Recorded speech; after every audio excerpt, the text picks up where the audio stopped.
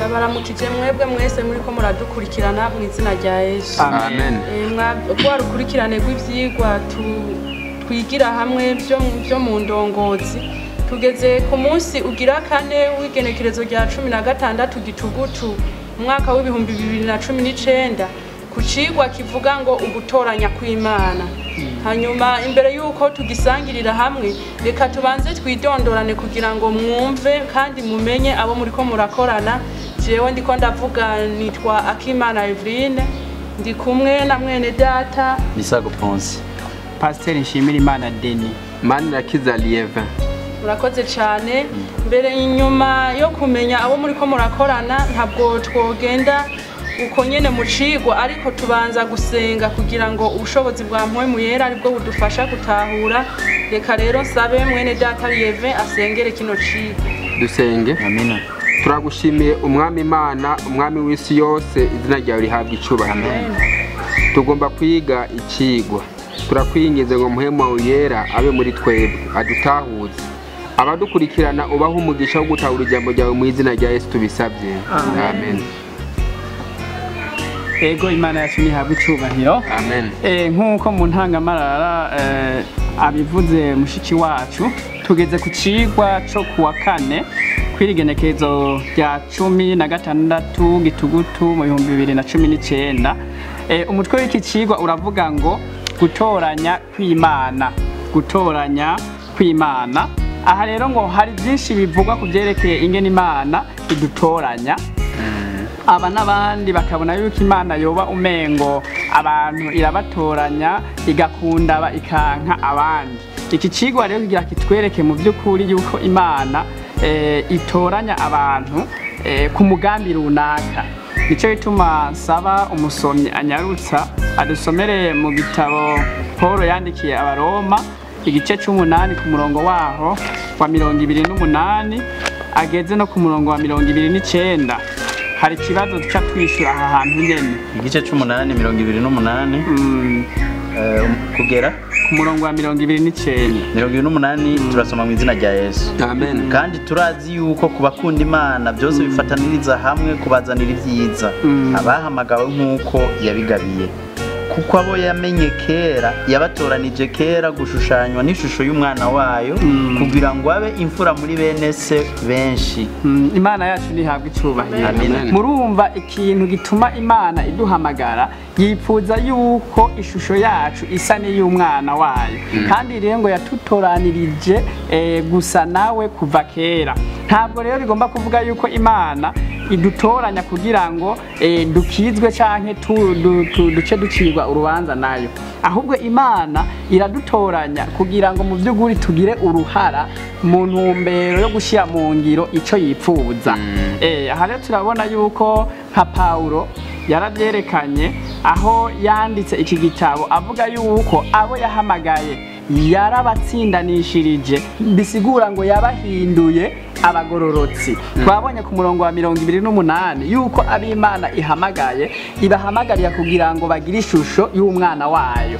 Rero iyi Imana ibahamagaye ikibahindura bagasa nk'umwana wayo, nawe ni Yesu Kristo. Turazi yuko ari umugororotsi. Abo rero yatsindanishirije yacibaho ubwiza. Ubwo bwiza ibaha ni kuvuga yacibeza, irabatunganya. Nuko rero ntabwo turiho ngo twihindure twebwe ubwacu, ariko Imana yonyene ni ifise ubushobozi bwo kuduhindura abo ishaka ko tuba. Nico gituma rero mu muhamagaro wayo twebwe duhamagagwa atari uko dugira dukore ibyacu twigombeye, ariko duhamagagwa kugira ngo dushitse igikorwa c'Imana.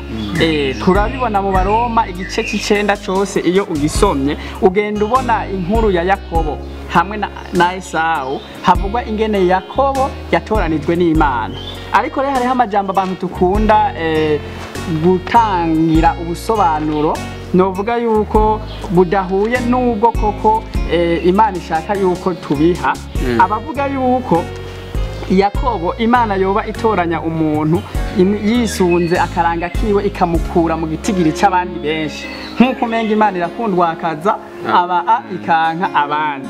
Ariko Imana yatoye Yakobo ngo kubera ko yashaka kumugira segekuruza w'amahanga nico kintu yari yamutora cyatumye mutoranya bisobanura ngo Imana irahitamwo umuntu nkawe igahitamwo nka wewe igahitamwo nkanje kubera ikiringo runaka n'igikorwa yipfuza yuko wewe uba muri kuvuga wica Imana iguhamagarira sijo cewe yipfuza yuko impamagarira nta tubona yuko nka Yakobo yahamagaye kugira ngo azobe sekuruza w'amahanga kumbure nawe urashobora kumera nka Aburahamu ugahamagarirwa kugira ngo wigishe abantu ukuyizera bisobanura ngo ucuba sekuruza wabizera rero Imana ntiduhamagara twese ku ntumbero imwe runaka ahubwo ivana n'ico ishaka gushikiriza abantu haraca tumenya yuko Imana irahitamwo umuntu wese muri twebwe ku giti ciwe kubwo agakiza kandi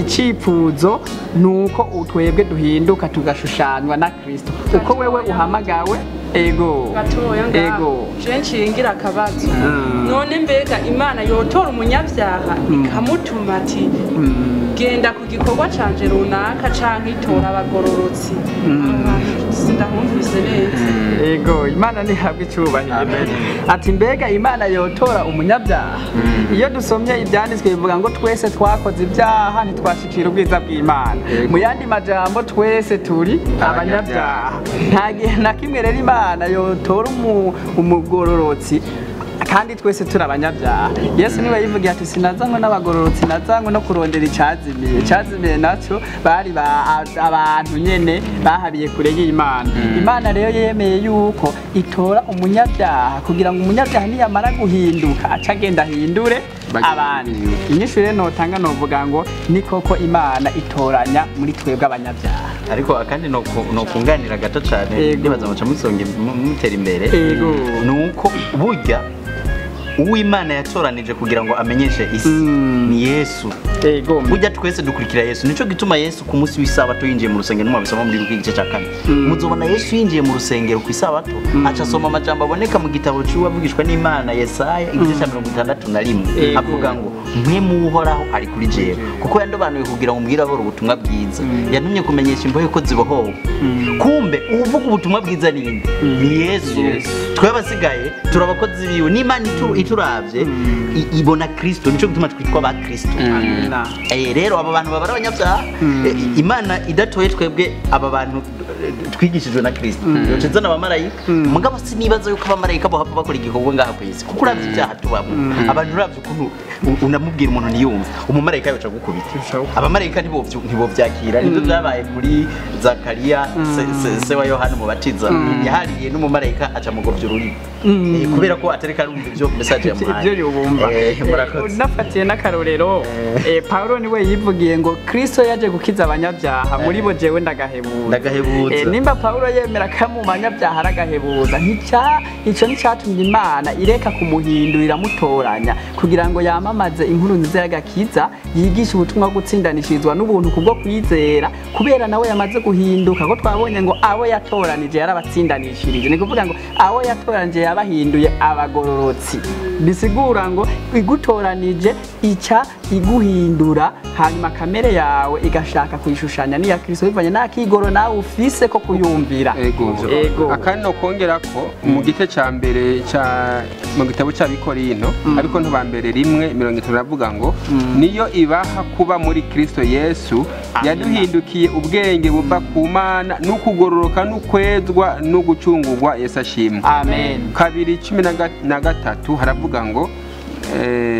mbere ku 12 ariko tweho ntitwahawe impwemu y'isi ariko twahawe impwemu ava ku Mana kugira ngo tumenye ivy'Imana yatugabiye Imana ihabwa icubahiro amen no kuvuga rero Imana hagira abantu ngo nakora abagororotsi ntuma batoye oya ahubwo n'ubuntu bwayo igira gute itugirira turavye igihe hamagara mu gice cya 3 n'icya 4 cyo kuvayo mu gitabo cyo kuvayo ihamagara Mose yarerekanye yuko we adashoboye ntazi kuvuga arabegeya avuga agigimiza ntatobora amajambo aratinya izo zari impamvu yariko yereka Imana kugira ngo bikunde Imana imureke kumbura itoranye mukuru wiwe nde Aroni ariko Imana ivuga ati niwe ni wewe ego kubera ko yamubona mu bushobozi bwo kuyobora abantu n'ubushizi bw'Imana. mu yandi majambo umuntu wese arafise ingabire Imana ishobora kumugomwako ikamugira igikoresho cyayo nubwo Mose atarazi kuvuga ariko yarashoboye uburongozi ego nibaza rero yuko iki cigwa mu by'ukuri twese turatahuye uko Imana idutoranya n'igituma itoranya uriya n'uriya nuko icifuzo cayo ibishaka wewe ushikane yagutoranije nanje hari ikindi bishaka nshikane yantoranije nk'ubwo butandukane bw'imigambi yayo ishaka gushitsa muga intumbera ari yuko abantu bayimenyekanisha nico gituma dutoranya mu bihe bitandukanye kandi n'abantu batandukanye ego Imana nibaheza giye amen ari akantu gato utarafunga icigwa bivanye nuko Imana duturanya mu buryo butandukanye bivanye kandi nuko dufise impano zitandukanye Imana yagiye iduha hari igihe umugwaniza tuvangira akaduteramwo amashari uyu ko asigura neza kumbura abantu bagafashwa uyu ko aririmba ugasanga usigura agomba gusharika uwuririmba agomba kugira ishari uyifitiye impano yo gusigura cyangwa impano yo gufasha abandi impano y'urukundo